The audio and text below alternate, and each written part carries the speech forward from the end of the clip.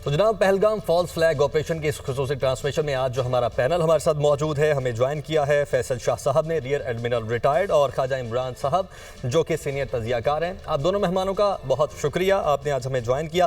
फैसल शाह साहब, सबसे पहले तो आपकी जानिब आऊँगा। एक तो खुसूसी तौर पर शुक्रिया, आपने हमें ज्वाइन किया। नेवी के हवाले से भी बात करेंगे और मुख्तलिफ जो टॉपिक्स हैं उन पर भी बात करेंगे, लेकिन सबसे पहले आज 12 रोज़ गुजर चुके हैं इस पहलगाम वाक़े को, और जो पिछला पुलवामा इंसिडेंट था उसके 12 रोज़ बाद ही मोदी ने बालाकोट में स्ट्राइक्स की थी। तो बताइए कि आज की तारीख में आप किस तरह से देखते हैं इन 12 दिनों को, और अब आपको लगता है कि पिछला एपिसोड दोबारा से दोहराया जा सकता है? जी, बहुत शुक्रिया मुझे आपने प्रोग्राम में लेने का। सर देखिए, पिछली दफ़ा में और इस दफ़ा में फ़र्क ये है कि पिछली दफ़ा उन 12 दिनों में उन्होंने एक एनवायरनमेंट शेप किया था, एक वर्ल्ड ओपिनियन को शेप किया था और लोगों को ये कायल किया था कि जो कुछ हुआ है वो वाकई उस तरह से हुआ है जिस तरह से भारत कह रहा है। इस दफ़ा फ़र्क ये है कि ये उस तरह का एनवायरनमेंट क्रिएट नहीं कर पाए हैं और वर्ल्ड ओपिनियन को अपनी तरफ मोटिवेट नहीं कर पाए हैं। आप देखिए कि किसी भी मुल्क ने भारत की हिमायत नहीं की है खुल्लम खुल्ला, किसी ने भी उस तरह से इजहार हमदर्दी नहीं किया है जिस तरह से पिछली दफ़ा किया था। उसकी कुछ वजूहात हैं और उसकी एक वजह तो ये है कि 2019 और अब के दरमियान भारत के ऊपर अब एक स्टिग्मा लग गया है टेररिज्म का, जो कि सबूत के साथ लोगों ने उनके ऊपर लगाया। यानी भारत तो हमारे खिलाफ एक राग अलापता था जिसका सबूत देने से वो कासिर था।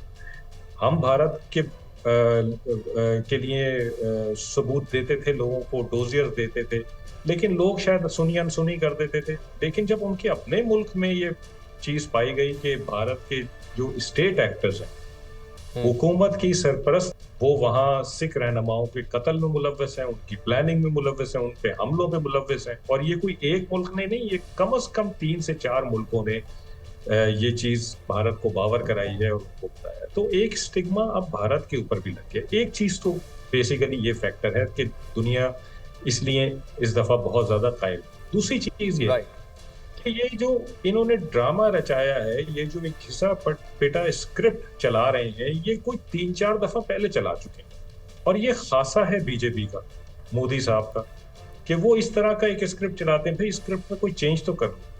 वही स्क्रिप्ट चला रहे हैं लोग, जो डोमेस्टिक ऑडियंस है, जो इंटरनेशनल ऑडियंस है, दोनों इस चीज से उकता गए हैं, तंग आ गए हैं, और वो समझ गए हैं कि जब भी बीजेपी के कोई और मकासद होते हैं वो पाकिस्तान को इस्तेमाल करते हैं और पाकिस्तान को बदनाम करने की कोशिश करते हैं। उस प्रिटेक्स्ट पे वो कोई ना कोई बड़े डिसीजंस लेना चाहते हैं जिनके लिए वो ये सारा ग्राउंड क्रिएट करते हैं। तो अब वो जो डोमेस्टिक ऑडियंस है, इंटरनेशनल ऑडियंस है, इस दफा वो भी कायल नहीं है, जो इंटरनेशनल ओपिनियन है वो भी इनके हक में नहीं जा रहा है। तो ये सब चीजें हैं जिनकी वजह से उनको ये 12 दिन क्या, शायद और भी कुछ दिन लग जाएं इस कैलकुलेशन में कि इन्होंने करना क्या है। वो खुद अपने एक जाल में फंस गए। दूसरी तरफ पाकिस्तान ने पहले समझते हैं कि उस तरह की एपिसोड दोबारा दोहराई जा सकती है, चाहे अभी थोड़े दिन गुजरे हैं या उतने दिन गुजरे हैं? जी देखिए, उनका एक पॉलिटिकल ऑब्जेक्टिव है, उनका एक मकसद है। वो मकसद अगर किसी मिलिट्री एक्शन के बगैर हासिल हो जाता है तो शायद वो ना करे मिलिट्री एक्शन, लेकिन अगर वो नहीं होता तो वो शायद चाहे मिलिट्री एक्शन की तरफ। ये चीजें तो अभी उनके हाथ। मैं तो आपको ये बता रहा हूँ कि पिछली दफा से इस दफा जो 12 दिन की हम एनालॉजी ड्रॉ कर रहे हैं वो उसमें जरा फर्क है। पिछली दफा अब तक वो एक एनवायरनमेंट क्रिएट कर चुके थे। अच्छा, एक और फैक्टर भी अगर आप इसको मलूज़े खातिर रखें तो वो ये है कि पाकिस्तान ने पहले दिन से इनको बहुत ही वाशगाफ अल्फाज में ये बता दिया है कि हम तैयार हैं और जो कुछ तुम करोगे हमने एक कदम आगे जाके उसका जवाब देना। अच्छा, ये स्टेटमेंट्स के थ्रू भी बता दिया है, हाईएस्ट पॉलिटिकल लेवल पे भी बता दिया है, मिलिट्री लेवल पे बता दिया है, एक्सरसाइजेस करके दिखा दिया है। फिर जो कल अब्दाली का टेस्ट फायर किया है, तबीयती फायर किया है, उससे भी ये मैसेज उनको दे दिया है कि हर तरह से हम तैयार हैं। फिर जो राफेल का एपिसोड हुआ उससे उनको पता चल गया, फिर जो एयरक्राफ्ट कैरियर का एपिसोड हुआ उससे उनको अंदाजा हो गया कि भाई ये बिल्कुल तैयार हैं और हर तरह की सिचुएशन को हैंडल करने के लिए बिल्कुल इनकी तैयारी मुकम्मल है। तो ये भी एक फैक्टर है जिसकी वजह से अब वो थोड़ा सा इस कॉम्प्लिकेशन में है कि हमें करना क्या चाहिए। और जो इतलात हैं, जो कि न्यूज़ चल रही हैं, कुछ मुल्कों की खिदमत भी उन्होंने हासिल करने की कोशिश की है कि हमारे दरमियान कोई सॉलिसी करवा के कोई फेस सेविंग वगैरह हमें दिलवा दें। तो आप देखेंगे आने वाले दिनों में कुछ डिप्लोमेटिक एफर्ट्स भी शायद ज़्यादा बढ़ें। तो साहब आपकी जानिब आऊँगा, अगर हम बर्री फौज की बात कर लें, उसमें इंडिया की चले नंबर तो बहुत ज़्यादा है, लेकिन 1/3 उनके कश्मीर में है, 1/3 चाइना के बॉर्डर में है, बाकी 1/3 बचती है उसमें, और पाकिस्तानी जो बर्री फौज है वो एक ही जितनी ऑलमोस्ट। अगर हम फ़ज़ाइया की बात कर लें तो जैसा आपने राफेल ऑपरेशंस की बात की या जो राफेल एडवेंचर्स पिछले दिनों में हमने देखे उनकी बात की, तो वो क्लियरली ये शो करता है कि पाकिस्तान को अभी भी बर्तरी हासिल है, क्योंकि राफेल उन्होंने ले तो लिए लेकिन उनको इस्तेमाल कैसे करना है। रही बात नेवी की, तो वो अब हमें बताइए कि पाकिस्तान किस तरह से नेवी में उनसे बेहतर है। ये बिल्कुल मैं समझ गया था कि आप इस क्वेश्चन की तरफ आ रहे हैं। ये बड़ा आम क्वेश्चन है जो मैं पिछले 2-3 दिन से लोगों को बता रहा हूँ, बल्कि जनरली भी लोग ये क्वेश्चन पूछते हैं। नेवी में क्योंकि नंबर का डिफरेंशियल बहुत ज्यादा है, तो इसलिए ऐसा लगता है कि इंडियन नेवी पाकिस्तान नेवी पे हावी हो जाएगी। ऐसा नहीं। देखिए, नेवी की जो जंग होती है ना, जो सी की जंग होती है, वो लैंड और एयर से डिफरेंट होती है। उसमें नंबर्स मैटर नहीं करते, क्योंकि ये 1:3 की गेम नहीं, ये टेक्नोलॉजी की गेम है, ये स्ट्रेटेजी की गेम, और ये प्लेटफॉर्म्स की बर्तरी और आपकी ट्रेनिंग की गेम। और नेवीज का मवाजना जो है वो तादाद के हिसाब से करना ये जायज नहीं, इस्तेदाद के हिसाब से करना जायज है। अब इस्तेदाद जो होती है वो आपके अपने मिशन और ऑब्जेक्टिव के तहत होती है, उसके हिसाब से होती है। तो पाकिस्तान नेवी का जो मिशन और ऑब्जेक्टिव है वो है अपनी इंटेग्रिटी का डिफेंस करना, जो कि 1001 किलोमीटर की हमारी कोस्ट लाइन है और उससे आगे का सी है। और दूसरा जो हमारी ट्रेड आ रही है, जिसपे हमारा मुल्क चल रहा है, 90% ट्रेड सी से आती है, उसको कायम और दायम रखना है हर किस्म की सूरत हाल में। तो ये हमारे कोर ऑब्जेक्टिव्स हैं। इंडिया की तरफ आप देख लें तो उनके पास 7000 किलोमीटर की कोस्ट है, फिर उनके पास मशरक में सी है, मगरिब में सी है, जनूब में सी है।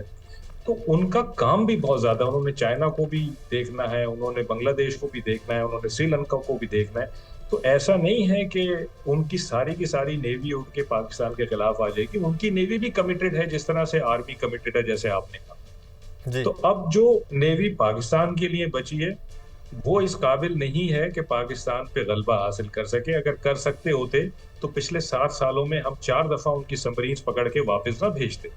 अगर वो कर सकते होते तो उनका एयरक्राफ्ट कैरियर पाकिस्तान के करीब आने की जरूरत करता, वापस ना चला जाता। अगर वो कर सकते होते तो पाकिस्तान की ट्रेड को वो इस वक्त छेड़छाड़ कर रहे होते और उसको बंद करने की कोशिश कर रहे होते, वो नहीं कर सके। तो ये नेवी की गेम जो है ये बहुत साउंड है नेवी की, माशाल्लाह। जो लेकिन शाह साहब, ये भी एक खबर आ रही थी पहले, जो भारत है उसने पाकिस्तानी जो परचम बरदार बहरी जहाज हैं उनका दाखिला बंद किया, और अब पाकिस्तान ने भी यही स्टेप लिया है।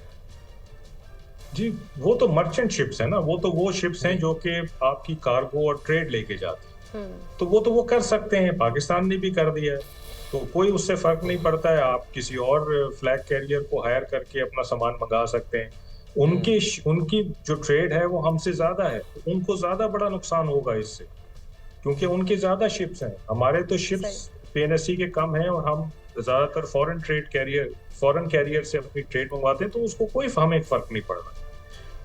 ठीक है, नेवी के बारे में अगर बात करें तो देखिए कि डिप्लोमेटिकली ये जो टेंशन 12 रोज में इंक्रीज होती है हमें दिखाई दे रही है, क्या डिप्लोमेटिकली इसको हल किया जा सकता है, या फिर बैकडोर डिप्लोमेसी के हवाले से भी कोई इत्तलात है कि वहां पर भी इस तरह के मामलात को हल किया जाए?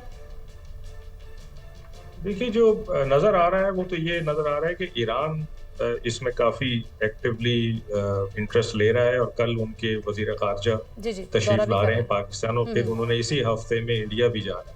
डिप्लोमेटिक चैनल्स तो हमेशा खुले होते हैं और उनसे बातचीत चल रही होती है और उनसे चलनी चाहिए। देखें, अगर जंग कर भी ले आप, और ईरान ने सबसे पहले सालसी की भी पेशकश की थी दोनों के दरमियान। जी, ईरान ने सबसे पहले सालसी की पेशकश की थी, और अब वो उसका अमली मुजाहरा भी कर रहे हैं, और दोनों मुल्कों ने उसको एक्सेप्ट भी कर लिया है कि अगर कल उनके वजीर खारजा यहाँ आ रहे हैं और फिर इंडिया जा रहे हैं, दैट मीन्स के दोनों मुल्कों की मर्जी से आ जा रहे हैं। तो वैसे शाह साहब, अगर देखा जाए सालसी की तो नौबत बनती नहीं, वो इसलिए नहीं बनती, टेक्निकली सालसी तो उस वक्त होती है जब दो जो पार्टीज हैं वो लड़ रही हो एक दूसरे के साथ और दरमियान में आप सुलह करवाते हैं। यहाँ पर तो एक साइड है जो कि इल्ज़ाम लगा रही है और दूसरी साइड कह रही है कि भाई हम आपके साथ बैठते हैं, तहकीक करते हैं, और अगर हम पर इल्ज़ाम आयद होता है तो हम ऑब्वियसली उसका हर्जाना भी पे करेंगे, और अगर नहीं होता तो आप इस अपने स्टेप से पीछे हो। तो टेक्निकली देखा जाए तो साल तक तो अभी बनती नहीं सिचुएशन। आपकी बात सही है कि एक तरफ डिफरेंट मिजाज है और एक तरफ डिफरेंट मिजाज है, लेकिन ये हमेशा से ऐसा ही रहा है। हम तो हमेशा से बात करने को तरजीह देते रहे और वो हमेशा से भागते रहे। मतलब शिमला एग्रीमेंट को आप देख लें कि उन्होंने किस तरह से अपने हक में यूज करने की कोशिश की है कि वो सालसी को मुस्तरद करते रहे, क्योंकि शिमला एग्रीमेंट में सालसी का जुज़ नहीं है, और बाहमी बातचीत से वो भागते रहे। तो शिमला एग्रीमेंट जो है वो डॉर्मेंट पड़ा हुआ है। तो हम तो हमेशा बातचीत की बात करते रहे और वो भागते रहे, लेकिन इस दफा मैंने आपको बताया ना कि थोड़ा सा एनवायरनमेंट डिफरेंट है। इस दफा से इंडिया वो प्रेशर नहीं डेवलप कर सका है जो कि पिछली दफा कर सका था। उसकी डोमेस्टिक ऑडियंस भी बहुत परेशान है। वो भी कहते हैं कि भाई हमें भी सुकून से जीने दो। ये क्या है, मजाक है कि हर 3-4 साल के बाद एक ऐसा एपिसोड आप जनरेट कर देते हैं और सारी मतलब जंग का खौफ फैल जाता है। जंग तो किसी के हाथ में नहीं है, जंग के बाद भी आपने बैठ के बात ही करनी है। तो ये जो डिप्लोमेटिक चैनल्स हैं इनको एक्टिव रखा जाता है और इनसे बातचीत की जाती है। और इस दफा मुझे कुछ नजर आ रहा है कि शायद भारत भी बातचीत में या सालसी में इंटरेस्टेड है, उसको फेस सेविंग चाहिए। बिल्कुल, फेस सेविंग के लिए वैसे तो वो कुछ भी करने से गुरेज नहीं करेगा, ये इस तरह की चीज़ें हैं। लेकिन हाजी साहब, अगर हम बात करें, जैसे हम डिप्लोमेटिक चैनल्स की बात करें, इंटरनेशनल लॉबी की बात करें, तो वो भी इस बार बड़ी एक्टिव। ठीक है हाजी इमरान साहब, आपकी जानिब आऊँगी। अगर हम सूरत हाल देखें 12 रोज़ की, तो आप उसको किस तरह से एनालाइज करेंगे? और सेकेंडली ये भी ऐड कर लीजिएगा कि वज़ीर इत्तलात की जानिब से ये भी कहा गया है कि जंग का जो खतरा है वो भी टला नहीं है, क्योंकि इंडियन फ़ज़ाइया के सरबराह की वज़ीर आज़म मोदी से मुलाकात हुई और उसकी मुलाकात की जो तफसीलात हैं वो अभी तक शेयर नहीं की गई हैं। इकरा, ये इस वक्त सबसे इम्पोर्टेंट क्वेश्चन यही है पाकिस्तान के लोगों में। जैसे आपने कहा कि क्या जंग होगी कि नहीं, और जैसे इंफॉर्मेशन मिनिस्टर भी कहा कि जंग का खतरा टला नहीं। मैं भी समझता हूँ कि कुछ फैक्टर्स हैं जिसकी बुनियाद पे हम ये कंक्लूड कर सकते हैं कि ये अटैक ज़रूर करेंगे। सबसे पहला फैक्टर ये है कि मोदी का नैरेटिव जो था और मोदी का जो स्टाइल है और जो उसका एक मैस्कुलिन फॉरेन पॉलिसी इमेज, वो जो प्रीवियसली वो उसने अपनी जो इंटरनल कॉन्स्टिट्यूएंसी है वो उसको मजबूर कर रही है, उसमें वो ट्रैप हो गया है। अब वो उसको कोई ना कोई अमल करना पड़ेगा, नंबर 1। नंबर 2 है कि उसका जो बालाकोट का उसका जो मॉडल है, जो उसके वो एक अटैक कर चुका है आफ्टर पुलवामा का। बिल्कुल। उसके बाद अब लोग उससे एक्सपेक्ट करते हैं कि ये रिपीट होगा और उससे बेहतर होगा। एक ये फैक्टर है। थर्ड फैक्टर ये है कि जो इंटरनेशनल कम्युनिटी है और स्पेशली यूएस जो पुलिसमैन ऑफ द वर्ल्ड है, उसने अगर पाकिस्तान को नहीं मना किया तो उसने इंडिया को भी मना नहीं किया कि आपने अटैक नहीं करना। वो कहते हैं जी अपना मसला खुद रिजॉल्व करें। They are neutral, they have too much on their plate, इसलिए ये फिर अटैक भी करेगा। और अगला पॉइंट जो है वो पब्लिक प्रेशर, पब्लिक प्रोपेगेंडा और उसका जो बैंकरप्ट एलीट है, उसने इस वक्त जो फिजा पूरे मुल्क में कायम की है वो है हेट की, ब्लड की, रिवेंज की, पनिशमेंट की। अब वो कहते हैं जी आप पाकिस्तान को पनिश करें। ये रीजंस हैं जिसकी वजह से मुझे लगता है कि छोटे छोटे स्क्रमिशेस किए हैं। जैसे अभी एडमिरल साहब बता रहे थे कि जी जैसे राफेल का आया एक, फिर इसने लाइन ऑफ कंट्रोल पे कुछ लाइट फायर किया है, फिर 2-3 इस तरह की हरकत की हैं। ये स्क्रमिशेस चल रही हैं, लेकिन मुझे यही लगता है कि अभी जंग का खतरा टला नहीं और ये खुदा ना खास्ता कोई ना कोई काम करेंगे और ये मुंह की खाएंगे। राइट। अच्छा, दिखाई दे रही है। अभी कल वज़ीर ख़ारिजा इसहाक़ डार की बात हुई है स्विट्ज़रलैंड के वज़ीर ख़ारिजा से, और उन्होंने उससे कहा, उनसे बातचीत की, उन्होंने कहा कि हम पाकिस्तान के साथ हैं इस मामले में। और उन्होंने ये भी कहा है कि पाकिस्तान के जो मौक़िफ़ है इसमें कि तफ्तीश की जाए ओपन न्यूट्रल वेन्यू पर, तो वो तो इसके हक़ में है। आप क्या कहेंगे इस पर? देखें, ये बड़ी अहम प्रोग्रेस हुई है। कल जो स्विट्ज़रलैंड के एनवॉय ने बात की है, क्योंकि उनका एक बड़ा न्यूट्रल रोल है पूरी दुनिया में, और उनका ये ऑफ़र करना कि हम जो आप इंटरनेशनल एक इंक्वायरी करवाना चाहते हैं हम अपना उसमें रोल अदा करेंगे। तो ये बेसिकली पाकिस्तान के कॉज को और पाकिस्तान के व्यू को और सपोर्ट करने के मुतरादिफ है। दूसरा, ग्रीस जो है वो इस वक्त यूएनएससी का सदर है, ठीक है जी, वो चेयर कर रहा है यूएनएससी को।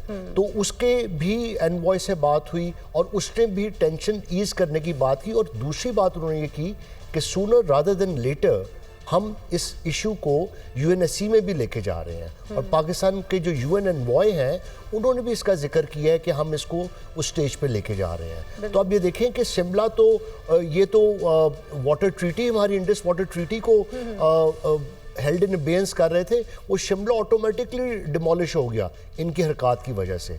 अच्छा, एक और बात मैं आपको बड़ा एक वन लाइन में एक्सप्लेन कर देता हूँ कि ये मोदी का जितना ये रेटरिक दुनिया में क्यों फेल हुआ और ये डिप्लोमेटिक सेटबैक क्यों हुआ है। ये डिप्लोमेटिक सेटबैक इसलिए हुआ है कि मोदी की जो फेमिलियर प्लेबुक है वो दुनिया के तमाम लीडर्स और मीडिया को और वर्ल्ड ओपिनियन उसके मुताबिक बन चुका है कि ये एक एंटी मुस्लिम बीजेपी का वेनम है जो ये हर दफ़ा उसको टेररिज्म के साथ मिला देता है, जबकि टेररिज्म ना इनके पास कोई सबूत होता है। पुलवामा वाला ही वो प्लेबुक था और उसी तरह का ये अब किया।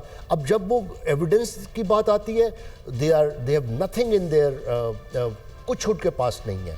तो उसकी वजह से एक बहुत सीरियस डिप्लोमेटिक फेल्योर है। और एक बात मैं आपको बड़ी एक इम्पॉर्टेंट हिस्टोरिकल बात बता दूं कि इनके जहन में शायद ये है कि हम कोई सर्जिकल अटैक करेंगे।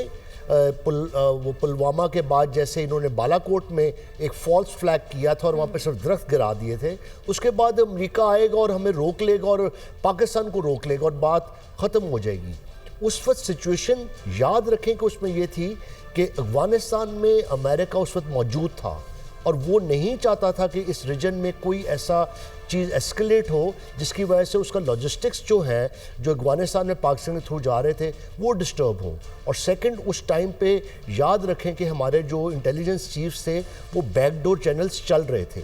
इस दफ़ा ये दोनों जियो पोलिटिकल सिचुएशन चेंज्ड और ये दोनों फैक्टर्स नहीं हैं। इसलिए भारत को समझना चाहिए कि ये जब कन्वेंशनल वॉरफेयर शुरू करेगा और उसको पुश करेगा, वो अब कहती है हम ऑल डोमेन्स में जाएंगे, लैंड, सी, एयर, तो उसका जवाब फिर अब्दाली देगा।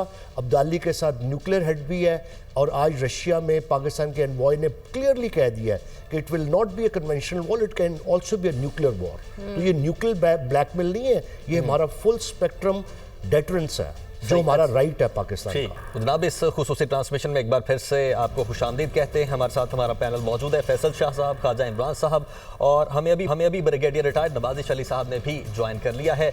नवाजिश साहब, बहुत शुक्रिया आपने हमें ज्वाइन किया। सबसे पहले मैं आप ही की जानिब आऊँगा। ये सवाल मैंने तो पहले अपने जो बाकी पैनलिस्ट हैं उनसे भी पूछ चुका हूँ, आप भी इसी पर कमेंट कर दीजिएगा। 12 रोज़ बाद जो पिछला पुलवामा हमला हुआ था उसके बाद उन्होंने बालाकोट में स्ट्राइक की थी और आज 12 रोज़ गुजर चुके हैं पहलगाम इंसिडेंट को। ये 12 रोज़ आप बताइए किस तरह से मुख्तलिफ हैं। और दूसरा ये भी खबर आ रही है कि जो भारतीय फ़िज़ाइया के सरबराह हैं उनकी भी नरेंद्र मोदी से मुलाकात हुई है और जो वज़ीर इत्तलाआत हैं वो कह रहे हैं कि ख़तरा अभी टला नहीं है। थैंक यू वेरी मच जी, आपने मुझे मौका दिया इस इम्पोर्टेंट मौके पे बात करने का। फैक्चुअली बात यह है कि इंडिया ने एक वॉर मॉन्गरिंग करके एक ऐसी इन्वायरमेंट्स क्रिएट कर दी है जिसकी कोई ज़रूरत नहीं थी और इसका मेरा नहीं ख्याल है कि दोनों मुल्कों में से किसी को भी फ़ायदा होगा। अल्टीमेटली मैं आपको थोड़ा सा इस तरफ लेके जाऊँगा कि देखिए, एलिमेंट ऑफ नेशनल पास जो है वो कुछ ऐसे होते हैं लाइक यू नो इकोनॉमी होती है, फॉरेन रिलेशंस होते हैं, कि जो है अपना इंटरनल कोहेजन होता है और इसमें दूसरा ये है कि मिलिट्री पोटेंशियल की अगर बात करें तो उसमें भी इंडिया को कोई एडवांटेज नहीं है हम पे। इंडिया को इसलिए एडवांटेज नहीं है कि इंडिया जो है वो उसकी जो मिलिट्री स्ट्रेटजी जो वो अडॉप्ट करता है वो ऑफेंसिव है। ऑफेंसिव में उसको 3:1 की रेशो चाहिए। मैं एज ए लेमैन जो समझ सकता है उसकी बात कर रहा हूँ। और इंडिया के पास ये मिलिट्री पोटेंशियल नहीं है, ना उसके पास आर्मी में ये मिलिट्री पोटेंशियल है, ना उसके पास एयरफोर्स में है, ना उसके पास नेवी है। लेकिन इससे हट के अगर बात करें नॉन कन्वेंशनल या अनकन्वेंशनल मीन्स की जिसमें ये न्यूक्लियर और मिसाइल टेक्नोलॉजी आ जाती है, तो उसमें आलमोस्ट पाकिस्तान और इंडिया एट पैरिटी हैं। या मुख्तलिफ अगर आप रिसर्च पेपर और मुख्तलिफ ऑर्गेनाइजेशंस को देखें तो पाकिस्तान को स्लाइटली इंडिया के ऊपर एज हासिल है। तो इन एनवायरनमेंट में जबकि दोनों मुल्क में भूख अफलास है और ठीक है, इंडिया की इकॉनमी कुछ बेहतर जा रही है, हमारी इकॉनमी जो है वो that is the main issue, लेकिन इसमें इस इंसिडेंट को बहाना बना के पूरे खत्ते को एक मुसीबत में डालना जो है, मुझे समझ नहीं आती कि ये मोदी साहब जो है वो किस फ़िलॉसफी के तहत काम कर रहे हैं। तो बहरहाल मैं एज ए मिलिट्री मैन जो है वो मुझे पूरा यकीन है कि इंडिया जो है ये मिस एडवेंचर नहीं करेगा, और अगर इंडिया ने किया तो उसमें ये है कि इंडिया को कोई उसका ऑब्जेक्टिव अचीव नहीं कर सकेगा। मैं किसी के साथ बैठ के, किसी भी इंडियन पैनलिस्ट के साथ बैठ के ये डिस्कस करने के तैयार हूँ कि भाई आप लोग what will you achieve ultimately, nothing, nothing and nothing. Thank you. ठीक है फैसल शाह साहब, एक तरफ तो पाकिस्तान पर तनकीद की जा रही कि पाकिस्तान के अंदरूनी मसाइल हैं, आपस में यकजा नहीं है, इत्तेहाद नहीं है। दूसरी जानिब हम देखते हैं कि DGISPR लेफ्टिनेंट जनरल अहमद शरीफ चौधरी और वफाकी वज़ीर इत्तलात अता तारड़ आज तमाम सियासी जमातों के जो सरकर्दा रहनुमा हैं उनके साथ कौमी सलामती की जो मौजूदा सूरत हाल है उस पर बैकग्राउंड ब्रीफिंग भी देने जा रहे हैं। आप समझते हैं कि इस सूरत हाल में ये ब्रीफिंग कौमी यकजहती और इत्तेहाद और इत्तफाक की आला मिसाल साबित होगी? देखिए, कौमें जो है ना वो किसी भी क्राइसिस में या कॉन्फ्लिक्ट सिचुएशन में जुड़ जाती हैं बस में। जितने भी डिफरेंसेस होते हैं ये समझ होती है कि भाई अगर सबसे पहले हमारा मुल्क है तो फिर हम हैं और फिर हमारे डिफरेंसेस और इंटरेस्ट। तो ये बात तो एक बड़ी आम फहम बात है, एक लेमैन को भी ये चीज़ पता होती है। और इन 12 दिनों में मैंने जो देखा है कि ऊपर से लेके नीचे तक लोग सब यक ज़बान हैं और वो ये कह रहे हैं कि जी हमने पाकिस्तान की सलामती और डिफेंस पे कोई कॉम्प्रोमाइज़ नहीं करना है, इंडिया ने कुछ करना है कर ले, लेकिन हम पूरी ज़ोर से जवाब देंगे और एक कदम आगे जाके जवाब देंगे। तो मुझे तो बड़ी यकजहती नज़र आती है हर लेवल, पॉलिटिकल लेवल देख लें, मिलिट्री देख लें, आप नीचे सोशल देख लें, लोगों से मिलना जुलना भी होता है। तो सब इस बात पे मुत्तफिक हैं कि बाकी हमारी चीज़ें एक तरफ, वो जब ये सिचुएशन ख़त्म होगी तो हम दोबारा देखेंगे कि हमने आपस में एक दूसरे से क्या बात करनी है। लेकिन इस वक्त हम सब का जो वाहिद दुश्मन है वो इस वक्त भारत है, जिसने एक खामख़ी की सिचुएशन क्रिएट की है। सिर्फ एक पॉलिटिकल पार्टी अपने ऑब्जेक्टिव्स अचीव करने के लिए उसने पूरे खित्ते को दाव पे लगा दिया है, लोगों को दाव पे लगा दिया है।